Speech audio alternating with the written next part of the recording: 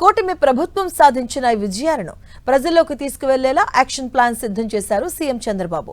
ఇందులో భాగంగా ప్రభుత్వ 2 ఏళ్ల పాలనపై నేటి నుంచి ప్రోగ్రెస్ రిపోర్టులను విడుదల చేయనున్నారు. ఈ రిపోర్టుల విడుదలపై మంత్రులు, అధికారులతో సమీక్ష నిర్వహించిన ఆయన 2024లో అధికారం చేపట్టిన వెంటనే గత ప్రభుత్వ పాలనలో జరిగిన విధ్వంసంపై ఇచ్చిన 7 శ్వేతపత్రాలపై యాక్షన్ టోకెన్ రిపోర్ట్ల ఈ ప్రోగ్రెస్ రిపోర్టులు ఉండాలన్నారు. అలాగే 7 శ్వేతపత్రాలతో పాటుగా మరో 2 ముఖ్యమైన అంశాలపై ప్రోగ్రెస్ రిపోర్టులు విడుదల చేయాలంటూ నిర్ణయించారు. 2 ఏళ్ల క్రితం రాష్ట్ర ఆర్థిక పరిస్థితి, పోలవరం ప్రాజెక్ట్, రాజధాని అమరావతి, విద్యుత్ రంగం, శాంతి భద్రతలు, మైనింగ్, ఎక్సైజ్ రంగాలపై ముఖ్యమంత్రి శ్వేతపత్రాలు విడుదల చేశారు.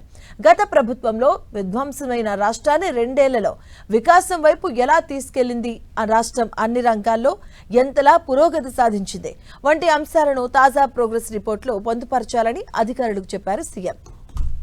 ఇక 2 ఏళ్లలో చాలా శాఖల్లో ఎన్నో మార్పులు తీసుకొచ్చామని, సంక్షేమ పథకాలు, అభివృద్ధి కార్యక్రమాలు, గవర్నెన్స్ లో తెచ్చిన సంస్కరణలు ప్రజలకు తెలియాల్సిన అవసరం ఉందన్నారు.